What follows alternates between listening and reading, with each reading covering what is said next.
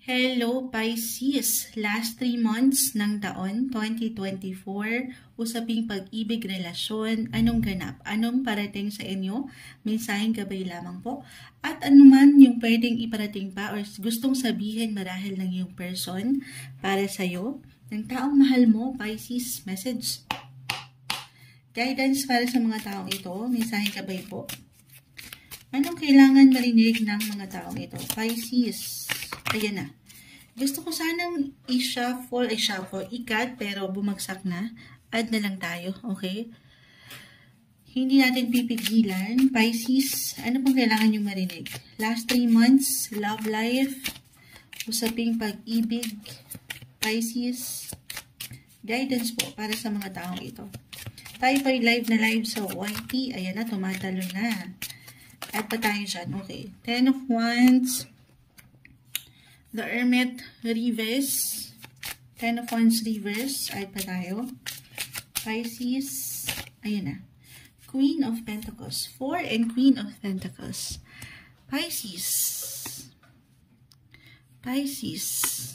Love, life, yung security ay narito. Yung paglaban, pakikibaka para sa ikasisecure ng relasyong ito or ng pamilya. If ever nasa meron na kayong sariling pamilya or meron na kayong mga anak. Okay. Or meron kayong ilang pinagdaanan. And this time, hopefully, mapaangat nyo na yung mas merong liwanag. Okay? Para sa mas merong give and take na pagsasama. Kasi umaangat pa rin dito bilang isang Pisces yung inyong mga puso. Yung sense of hindi lang responsibility pero yung pagiging compassionate nyo. Okay? Yung pagbibigay nyo. Yung inyong mga generous na puso. The Hermit reverse. Marahil para sa ilan, meron kayong kailangan na closure na hinihintay or pag-aayos, hindi kailangan laliman po. Gusto nyo merong maayos na may kaugnayan sa relasyong ito, pera, pamilya, at yun po ay hindi imposible. Mas magaan, last 3 months of 2024, Pisces, i-claim natin na mas merong aking ulitin, mas aangat po yung seguridad, yung katatagan.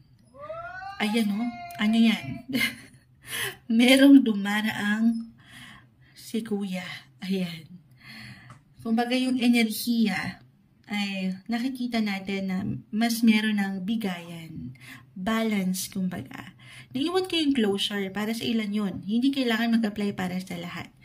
Yung naghihintay pa ng mas liwanag sana sa inyong relasyon. At maaaring merong umangat na isang person or pumagitna sa inyong relasyon na isang tao na siyang pwedeng mag-ayos sa inyo or mag-connecta sa inyo. Someone older, someone na pwede nyo matawag na mentor, a guide, or father figure, pwede rin. May energy na kung saan pwedeng pumagitna para maayos ang inyong connection. So, merong reconciliation. Merong mas maliwanag. Pero syempre pa po, ito ay kung pahihintulutan nyo lamang. Okay? Other messages, sigit kayo makakapag-provide, makakapagbigay, kayo pa rin to, Pisces, yung puso nyo talagang nagbibigay nang walang pag-iimbot. Ayan. Or reversal po ang energy this time, maaaring merong bumawi or makabawi. Alam niyo yun, dito sa ilang enerhiya na inilaan nyo, na deserve nyo, merong gustong bumawi. Biglang gano'n ang sabi ni Moonchild. Yes.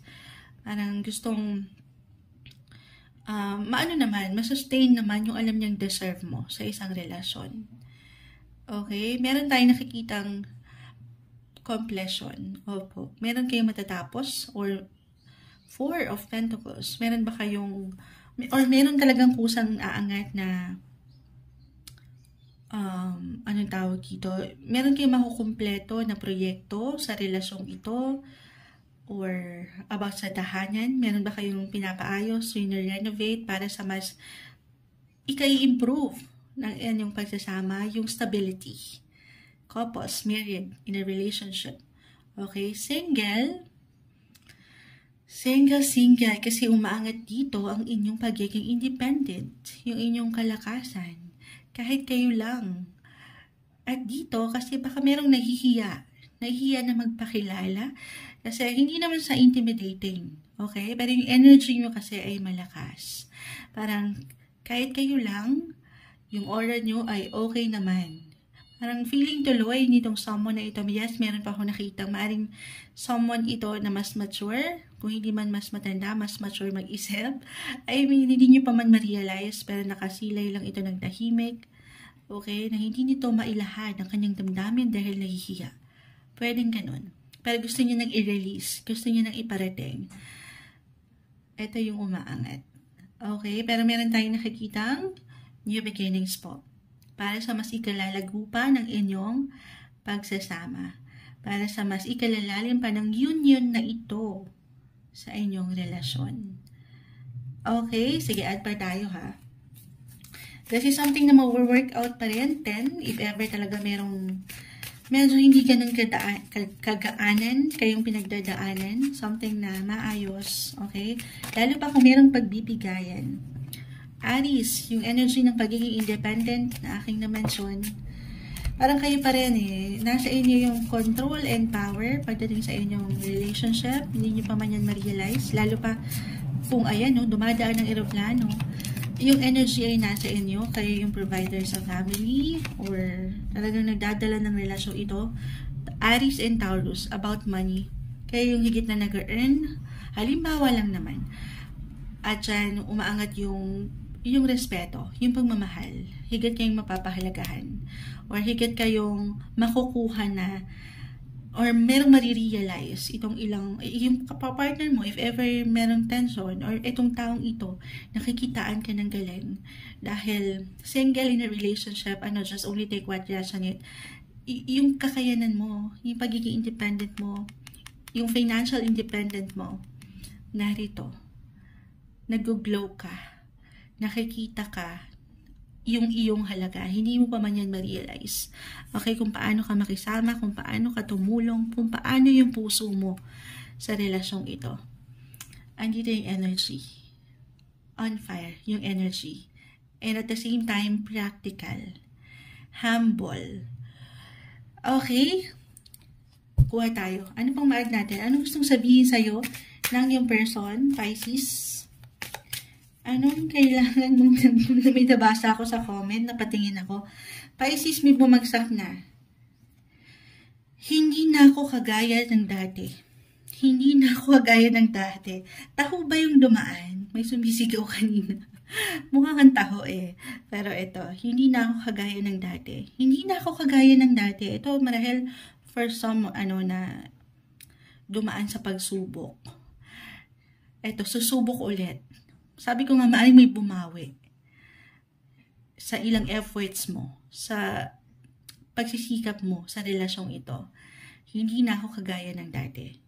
Okay? And lagi kitang naaalala ito marahil, ito pwedeng mag-apply sa inyo mismo or sa inyong person or sa taong ito, single. Lagi kang naiisip ng tahimik, maaaring may nakasilay. Merong someone. Hindi ka nag-iisa. Nakikita ko yung support, okay? Yung give and take. Hindi mo pa man yan ma-realize, pero napapahalagahan ka. Nakikita ka, kamahal-mahal ka. Wow, may hugot. I see new beginnings or renewal. Pagdating sa inyong buhay, relasyon, pag-ibig, last 3 months of 2024, ito yung messages na umangat, Pisces.